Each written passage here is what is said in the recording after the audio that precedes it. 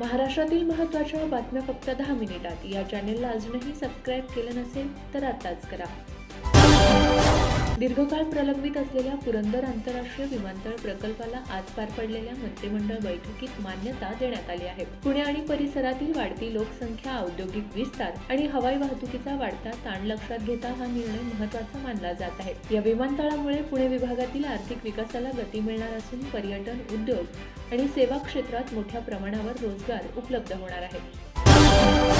राज्यात लवकरच कर्मचारी भरती प्रक्रिया नव्या पद्धतीने राबवली जाणार आहे। जवळपास 70,000हून अधिक पदांची भरती टप्प्याटप्प्याने केली जाणार आहे। यामध्ये महाराष्ट्र लोकसेवा आयोगाकडून सुमारे 20,000 पदे आणि महाराष्ट्र लोकसेवा आयोगाबाहेरील पदांचा समावेश असणार आहे। या भरती संबंधित माहिती मुख्यमंत्री देवेंद्र फडणवीस यांनी दिली आहे।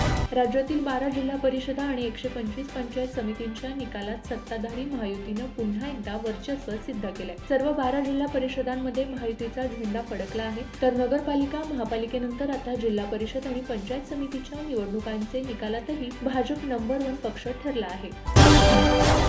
अजित पवार यांच्या निधनानंतर राज्याच्या राजकारणात मोठ्या घडामोडी घडल्या। त्यांच्या पत्नी सुनेत्रा पवार यांनी उपमुख्यमंत्री पदाची शपथ घेतली। त्यांच्याकडे अर्थ खाते वगळता इतर 3 महत्त्वाची खात्यांची जबाबदारी सोपवण्यात आली। त्यानंतर त्या उपमुख्यमंत्री पदाचा पदभार कधी स्वीकारणार याविषयी बोलले जात होते। अखेर 8 दिवसांनी आज 10 फेब्रुवारी रोजी मंत्रालयात जात सुनेत्रा पवार यांनी उपमुख्यमंत्री पदाचा पदभार स्वीकारला आहे। राज्यातील शाळांसाठी त्रिभाषा धोरण तयार करण्यासाठी गेल्या वर्षी स्थापन करण्यात आलेल्या नरेंद्र जाधव समितीने आपला अहवाल सरकारला सादर केला असल्याची माहिती मुख्यमंत्री देवेंद्र फडणवीस यांनी दिली आहे। अर्थशास्त्रज्ञ, शिक्षणतज्ञ असलेले नरेंद्र जाधव यांच्या अध्यक्षतेखाली या बहुस्तरीय समितीची स्थापना राष्ट्रीय शिक्षण धोरण 2020 नुसार शाळांसाठी त्रिभाषा धोरणाच्या अंमलबजावणीला अंतिम रूप देण्यासाठी करण्यात आली होती।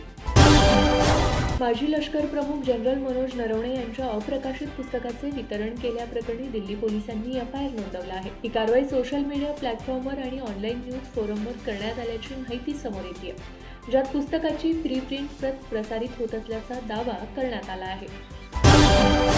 मुख्यमंत्री देवेंद्र फडणवीस यांच्या सूचनेनुसार पराभूत उमेदवारांना आता स्वीकृत नगरसेवक पदाची संधी दिली जाणार नाही।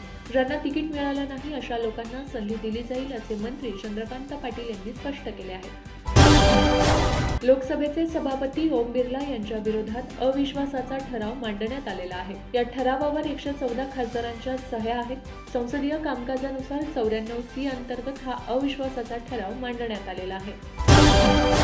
राज्य सरकारने जलसंपदा विभागातील 40 सिंचन प्रकल्प आणि 100 कॅनॉल यासाठी नाबार्डच्या माध्यमातून 15,000 कोटी रुपयांचा निधी उपलब्ध करून देण्याचा ठराव मंजूर केला आहे। या निर्णयामुळे तब्बल 3.50 लाख हेक्टर क्षेत्र ओलिताखाली येणार असून राज्यातील सर्व विभागातील शेतकऱ्यांना याचा मोठा फायदा होणार आहे। राज्य सरकारने औद्योगिक आणि पायाभूत विकासाला गती देण्यासाठी महत्त्वाचा निर्णय घेतलाय। इंदापूर MIDC परिसरातील रत्नपूर येथे महसूल विभागाच्या अखत्यारीतील सुमारे 1000 एकर जमीन MIDC कडे हस्तांतरित करण्यास मंजुरी देण्यात आली आहे।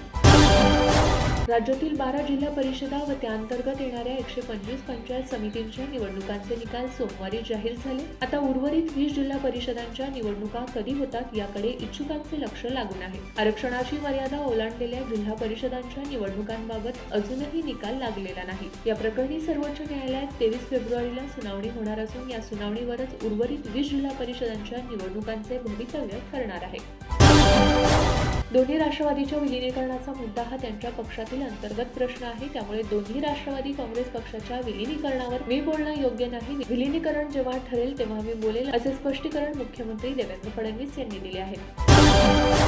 राज्यातील 12 जिल्हा परिषदा आणि 125 पंचायत समितींच्या निवडणुकांचे चित्र जवळपास स्पष्ट झाले आहे। निकालामध्ये पुन्हा एकदा भाजप क्रमांक 1 चा पक्ष ठरलाय, तर अजित पवारांची राष्ट्रवादी काँग्रेस दुसऱ्या आणि एकनाथ शिंदेची शिवसेना तिसऱ्या क्रमांकावर आल्याचे दिसते। या निवडणुकीत भाजपने 2017चे सर्व रेकॉर्ड मोडल्याचे खुद्द मुख्यमंत्री देवेंद्र फडणवीस यांनी सांगितले आहे। राज्यातील शेतकऱ्यांच्या आत्महत्या रोखण्यासाठी टास्क फोर्सची निर्मिती करण्याचा निर्णय कृषी विभागाने घेतला आहे।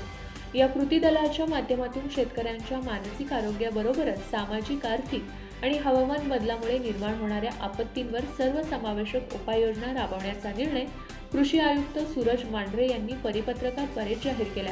अशा प्रकारचे टास्क फोर्स निर्माण करणारे महाराष्ट्र देशातील पहिले राज्य ठरले आहे। भारताविरुद्ध सामना खेळायचा नाही म्हणून पाकिस्ताननं आड भूमिका घेतली होती. अशातच T20 वर्ल्ड कप 2026 मधील भारत विरुद्ध पाकिस्तान सामना होणार की नाही अशी चर्चा सुरू होती. मात्र या महामुकाबल्यावरचे ढग आता विरले आहे. ICCच्या एका निर्णयानं पाकिस्ताननं अखेर गुडघे टेकले आणि सामना घेण्यासाठी तयारी दर्शवल्याची माहिती मिळत आहे.